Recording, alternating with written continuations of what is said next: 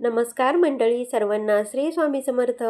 आज आपण पाहणार आहोत की शांकभरी नवरात्र पूजा म्हणजेच बघा 28 डिसेंबरपासून ते 3 जानेवारीपर्यंत देवी शांकभरीची पूजा कशी करावी, कोणते मंत्र जपावे आणि या नवरात्राचा विशेष असा अर्थ काय आहे हे आपण सविस्तर जाणून घेऊयात. तर बघा, शांकभरी देवी म्हणजेच ही अन्नपूर्णा देवीचं रूप आहे आणि अन्नपूर्णा देवी ही आपल्या सर्वांना अन्न देणारी आणि आपलं पालन पोषण करणारी देवी आहे. त्यामुळे जरी आपली शांकभरी माता ही कुलदेवी नसेल तरी सुद्धा आपण नवरात्रीमध्ये अन्नपूर्णा देवीची ही पूजा अवश्य करावी. त्यामुळे घरामध्ये अन्नधान्याची कधीही कमतरता भासत नाही आणि घरामध्ये सुखशांती ही सतत नांदत असते. तर 28 डिसेंबर रोजी आपल्याला एक विशिष्ट पूजा मांडणी करायची आहे. आता ज्यांना ज्यांना शक्य होईल त्यांनी ही पूजा मांडणी अवश्य करा. बघा, ज्यांना शक्य होणार नाही त्यांनी आपल्या घरात अन्नपूर्णा मातेची पूजा म्हणजे मूर्ती असेल तर त्याचीच पूजा करायची आहे. त्या मूर्तीचा सगळ्यात पहिले आपल्याला अभिषेक करून घ्यायचा आणि ज्यांच्याकडे बघा शांकभरी नवरात्र हे साजरं करत असाल तर आपल्याला घटस्थापना सुद्धा त्या दिवशी करावी लागत असते.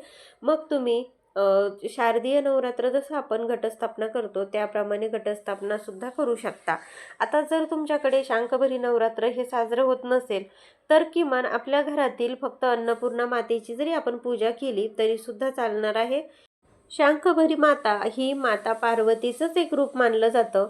तर त्यामुळे बघा, जिला बनशंकरी देवी देखील असं म्हणतात, कारण तिनं वनामध्ये जंगलामध्ये भगवान शंकराला प्राप्त करण्यासाठी तपश्चर्या केली होती आणि त्याचं फक्त भाज्यांचं सेवन तिने या कालावधीमध्ये केलं होतं.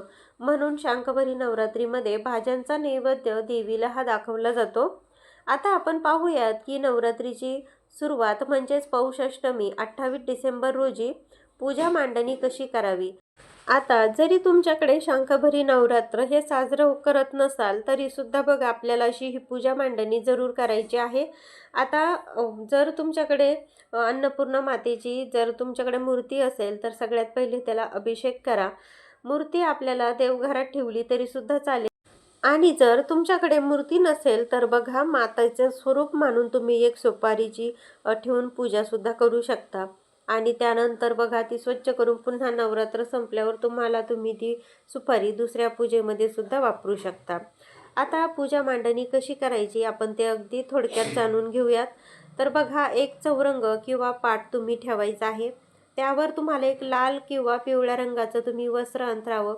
देवीचा फोटो आपल्याकडे असेल तर तुम्ही तो मांडू शकता किंवा स्वामी महाराजांचा फोटो आपल्याकडे, इष्टदेवतेचा फोटो म्हणजे तुमच्याकडे जर तुमच्या कुलदेवीचा सुद्धा फोटो असेल तर तो सुद्धा तुम्ही तिथे मांडू शकता. आता जिथे तुम्हाला पूजा मांडणी करायची आहे ती जागा अर्थातच स्वच्छ तुम्हाला ठेवायची आहे आणि त्यानंतर थोडंसं गोमूत्रसुद्धा तुम्हाला शिंपडायचं आहे. आता पूजा आपल्याला चालू करायच्या आधी सगळ्यात पहिलं बघा आपल्याला एक तुपाचा दिवा एक प्रज्वलित करून घ्यायचा असतो. एक तुपाचा दिवा प्रज्वलित करा, त्याला हळद कुंकू फूल वाहून दिव्याची सुद्धा आपल्याला पूजा करायची.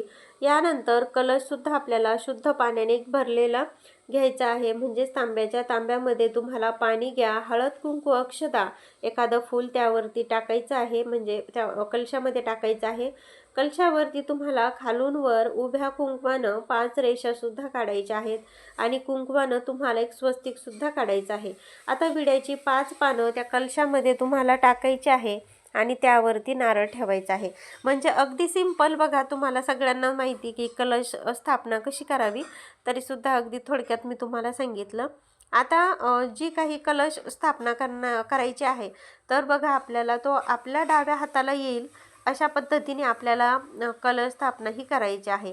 आता कलशाला सुद्धा हळद कुंकू अक्षदा आपल्याला वाहून घ्यायचे आहेत, फूल वाहायचं आहे. तर अतिशय अशा अगदी साध्या आणि सोप्या पद्धतीने आपल्याला कलशाची सुद्धा पूजा करून घ्यायची. त्यानंतर आपल्याला गणपती बाप्पांचं सुद्धा आपल्या देवघरामध्ये पूजन करायचं आहे. आता गणपती बाप्पांची मूर्ती असेल तर ताम्हणामध्ये आपल्याला ती ठेवून त्यावर अभिषेक करून त्यानंतर आपल्याला गणपती बाप्पांची सुद्धा स्थापना करून त्यानंतर आपल्याला गणपती बाप्पांना हळद कुंकू अक्षता फूल वाहून आपल्याला ही पूजा करून घ्यायची आहे.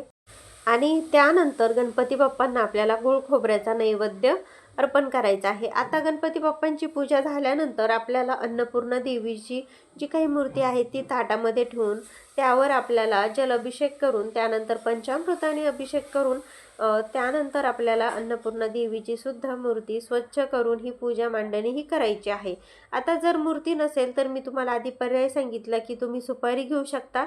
तर तुम्ही सुपारीला सुद्धा सेम मूर्तीसारखंच अभिषेक करून अन्नपूर्णा देवीचं स्वरूप मानून त्याची सुद्धा स्थापना करून पूजा करायची आहे. आता जेव्हा आपण मूर्तीची स्थापना करतो तर सगळ्यात पहिलं हळद कुंकू तुम्ही वाहून घ्या. त्यानंतर अक्षता वाहा. त्यानंतर बघा जर तुमच्याकडे असतील तर पिवळ्या रंगाच्या फुलांचा तुम्ही इथे नक्की आवर्जून तुम्हाला इथे वापर करायचा आहे.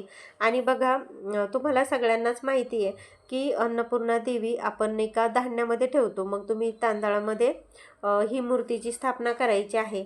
आता हळद कुंकू अक्षता अर्पण करून झाल्यानंतर दिवा आणि धूप दाखवून आपल्याला देवीची ही पूजा संपन्न करायची आहे, म्हणजे पूर्ण करायची आहे. म्हणजे दिव्याने आणि आपल्याला धूपने देवी मातेला ओवाळायचं आहे. आता आपल्याकडे नवरात्र असेल तर याच पद्धतीने तुम्ही पूजा करा. नसेल तरी सुद्धा कमीत कमी बघा अन्नपूर्णा मातेची आपल्याला मूर्तीवरती तिचं प्रतीक मानून तुम्ही सुपारीवरती अशा प्रकारे अभिषेक नक्की करायचा आहे. आणि अन्नपूर्णा देवीची आपल्याला या पद्धतीने पूजा ही करायची आहे. बघा ही शांकभरी नवरात्रीमध्ये अन्नपूर्णा मातेची आपण पूजा केल्यामुळे वर्षभर घरामध्ये धनधान्याची कधीच कमी भासत नाही. त्यामुळे बघा प्रत्येकाने ही अन्नपूर्णा देवीची पूजा ही अवश्य करावी. यानंतर बघा चौरंगावरती आपण देवीचा जो काही फोटो मांडला असेल, महाराजांचा फोटो मांडलेला असेल, त्या प्रत्येक फोटोची आपल्याला पूजा करायची आहे. आणि जर तुम्ही वेगळ्या ठिकाणी पूजा जर मांडली नसेल तर बघा आपल्याला आहे त्या ठिकाणी म्हणजे देवघरात आपल्याला सर्व देवांची आपल्याला पूजा करून घ्यायची आहे. आता देवघरात जर शंख असेल तर घंटा असेल तर पूजेमध्ये तुम्ही ते मांडून द्या. आपल्याला बघा आपल्या उजव्या हाताला शंख मांडायचा आहे आणि डाव्या हाताला ही घंटा मांडायची असते. आणि जो काही शंख आणि घंटा आपण जी काही मांडलेली आहे तर त्यांना सुद्धा गंध अक्षता वाहून आपल्याला फुलं वाहून आपल्याला शंख आणि घंटेचे देखील पूजन करून घ्यायचे आहे. आणि त्यांना सुद्धा धूप अगरबत्तीने आपल्याला ओवाळायचं आहे. यानंतर बघा आपल्याला संपूर्ण पूजेला तुपाचा जो काही आपण दिवा लावला होता त्या दिव्याने आणि आपल्याला धूप ही ओवाळून घ्यायची आहे. आता त्यानंतर बघा नैवेद्य आपल्याला दूध आणि साखरेचा दाखवला तरी सुद्धा चालेल किंवा कुठल्याही गोड पदार्थाचा नैवेद्य तुम्ही दाखवायचा आहे. सोबतच आपल्याला आपण ताज्या भाज्या म्हणजेच देवीला आपण काही हिरव्या जी काही मेथीची भाजी असेल की देवीला भाजीचा सुद्धा नैवेद्य अर्पण करू शकता. यानंतर आपल्याला आरती करायची आहे. आपल्या घरी ज्या पद्धतीने कुळधर्म कुळाचार केला जातो त्या पद्धतीने आपल्याला इथे कुळाचार हा करायचा आहे. आता ज्यांना शक्य असेल त्यांनी या दिवशी अवश्य उपवास करायचा आहे. आणि बघा जर तुम्हाला उपवास नाही करायचा तर तुम्ही करू नका. पण या दिवशी बघा तुम्हाला जर अखंड दिवा प्रज्वलित करायचा असेल तर तुम्ही अखंड दिवा देखील प्रज्वलित हा करू शकता. ज्यांची कुळदेवी शांकभरी माता नसेल तर त्यांनी अखंड दिवा प्रज्वलित नाही केला तरी सुद्धा चालेल. पण बाकी जी काही पूजा आहे तर आपल्याला ही करायची आहे. आता 28 डिसेंबर या दिवशी अशा पद्धतीने आपल्याला पूजा ही अवश्य करायची आहे. शांकभरी मातेचे नवरात्र जर असेल तर बघा आपली कुळदेवी शांकभरी माता असेल तर आपण घटस्थापना करत असाल तर ही पूजा आपण पौर्णिमेपर्यंत म्हणजेच 3 जानेवारीपर्यंत अशीच ठेवायची. आणि ज्यांची कुलदेवी शांकभरी माता नसेल त्यांनी आपण दुसऱ्या दिवशी ही पूजा उचलून घेतली तरी सुद्धा चालेल. अन्नपूर्णा मातेची जी काही मूर्ती आहे ती अभिषेक केल्यानंतर आपण देवघरात ठेवली तरी सुद्धा चालेल. पहिल्या दिवशी अशा पद्धतीने आपण पूजा केल्यानंतर रोज फक्त आपण अन्नपूर्णा मातेला हळद कुंकू फूल वाहावं आणि अक्षता वाहाव्यात. ज्यांना अष्टमीच्या दिवशी अशा पद्धतीने अभिषेक करणे शक्य होणार नाही त्यांनी या नवरात्रीमध्ये कधी पण अन्नपूर्णा मातेला अशा पद्धतीने अभिषेक करा तरी सुद्धा चालेल. आता बघा प्रामुख्याने जर बघितलं तर दुर्गा सप्तशतीचे पाठ आपण करू शकता. यानंतर बघा अन्नपूर्णा स्तोत्र आपण अवश्य या दिवशी पठण करायचं आहे. श्री सूक्त, सिद्ध कुंचिका स्तोत्र, शारदीय नवरात्रीमध्ये आपण देवी मातेची जशी आपण स्तोत्र पठण करतो दुर्गा स्तोत्र असेल ते सुद्धा आपण या काळामध्ये अवश्य पठण करायचं आहे. त्यानंतर बघा नवार्णव मंत्र ओम ह्रीम क्लीम चामुंडाय विच्चे या मंत्राचं पठण तुम्हाला अवश्य करायचं आहे. त्यानंतर बघा श्री स्वामी समर्थ हा षडाक्षरी मंत्राचं सुद्धा तुम्हाला अवश्य पठण करायचं आहे. अन्नपूर्णा मातेचा जो काही मंत्र आहे तो सुद्धा तुम्हाला इथे म्हणायचा आहे. ओम श्री अन्नपूर्णा देवे नमः या मंत्राचं सुद्धा तुम्हाला अवश्य पठण करायचं आहे. बघा तुम्ही रोज हा नवर्ण मंत्र म्हणू शकता किंवा तुम्ही रोज 2-2 अध्याय देखील सप्तशतीचे हे पाठ करू शकता किंवा इतर नवरात्रीच्या जे काही आपण सेवा करत असतो तर त्या देखील आपण तुम्हाला या काळामध्ये तुम्ही जरूर करू शकता. आता बघा देवीला भाज्यांचा नैवेद्य आवर्जून दाखवला जातो. मग नक्की तुम्ही नैवेद्य कसा दाखवायचा तर बघा हा नैवेद्य भाज्या शिजवून दाखवत नाही तर आपण ज्या काही भाज्या बाजारातून आणतो त्या भाज्यांचा जसाच्या तशा देवीपुढे मांडल्या जातात. अगदी बटाटा, टोमॅटो, मिरची, वांगे ज्या काही भाज्या भेटतात त्या भाज्या देवीपुढे नैवेद्य म्हणून ठेवल्या जातात आणि त्याबरोबर तुम्ही गोडाचा नैवेद्य देखील दाखवू शकता. आता त्याचप्रमाणे शांकभरी देवीला ह्या काही भाज्यांची माळ घालून देखील म्हणजे माळ बनवून देखील घातली जाते. बघा ज्यांच्याकडे शांकभरी नवरात्र असेल त्यांनी घटस्थापना आपण करत असाल तर 3 जानेवारी पौर्णिमेच्या दिवशी सकाळी अन्नपूर्णा मातेला याच पद्धतीने अभिषेक करायचा, गोड पदार्थाचा नैवेद्य दाखवायचा आणि आरती करायची. आता पूजा अशीच राहू द्या. आपण दुसऱ्या दिवशी संपूर्ण पूजेवरती हळद कुंकू अक्षदा वाहून पूजा उचलून घ्यायची आहे. आणि जर अशा पद्धतीने शांकभरी नवरात्रीमध्ये अन्नाची देवता अन्नपूर्णा मातेची जर सेवा आपण अवश्य करायला पाहिजे. बघा या दिवशी आपण जर सेवा केल्याने आपल्या घरामध्ये अन्नपूर्णा मातेची कृपा अवश्य राहते आणि वर्षभर आपल्याला धनधान्याची भरभराटी राहते.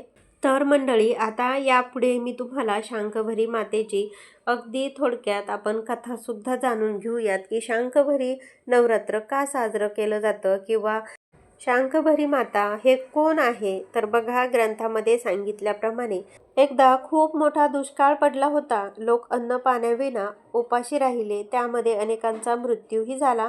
देवीला करुणा आली आणि तिने आपल्या अंगातून असंख्य असा शाक म्हणजेच भाज्या उत्पन्न केल्या. त्या भुकेल्यांना खाऊ घातल्या. त्यामुळे अनेक लोक दुष्काळातून वाचले. त्यामुळे या देवीला शांकभरी असे नाव मिळाले. आणि बघा शांकभरी मातेची आणखीन सुद्धा एक दुसरी पण कथा आहे. पण जरी पण इथं सांगितली तर व्हिडिओ खूप मोठा होऊन जाईल. पण बघा शांकभरी माता ही 18 पगड जातींची म्हणजे सर्वांचीच देवी आहे आणि ही देवी कुमारी आहे. म्हणून कुमारिकांचे पूजन करणे ह्या नवरात्रीतील एक विशेष धार्मिक प्रथा आहे. त्यामुळे या नवरात्रीच्या काळामध्ये दुर्गा सप्तशतीचा सुद्धा होईल तेवढा जास्तीत जास्त पाठ करा, कन्यापूजन करा. काही शक्य नाही झालं तर तुमच्या घराच्या आजूबाजूला कुठे देवीचं मंदिर असेल तर त्या देवीच्या मंदिरामध्ये जाऊन देवीची ओटी भरा, देवीचा मान सन्मान करा. मंदिरात जाऊन शक्य नसेल तर बघा नवरात्रीच्या या 9 दिवसामध्ये दररोज कोणत्याही एका दिवशी आपल्या कुळदेवीची ओटी नक्की भरा. तुमच्याकडे जर तुमची कुळदेवी जर शांकभरी देवी असेल तर या नवरात्रीमध्ये उपवास धरा, कुळाचार कुळधर्म पौर्णिमेच्या दिवशी करा. आणि जर या पद्धतीने आपण शांकभरी नवरात्र जी काही आहे ती साजरी करू शकतो. आणि या काळामध्ये देवीची पूजा केल्यामुळे आपल्या कुटुंबावर आणि आपल्याला कुलदेवीची जी काही कृपा आहे तर ती आपल्याला प्राप्त होत असते. तर बघा मंडळी अशा पद्धतीने अगदी साध्या आणि सोप्या पद्धतीने आपण या शांकभरी नवरात्रीमध्ये देवीची पूजा करू शकतो. तर मंडळी तुम्हाला जर ही माहिती आवडली असेल तर व्हिडिओला लाईक करा, शेअर करा. अजूनपर्यंत चॅनलला सबस्क्राईब केलं नसेल तर चॅनलला सुद्धा सबस्क्राईब करा. भेटूया पुन्हा अशाच एका नवीन माहितीसोबत. तोपर्यंत तुम्ही व्हिडिओ पाहिल्याबद्दल तुमचे मनापासून धन्यवाद. श्री स्वामी समर्थ.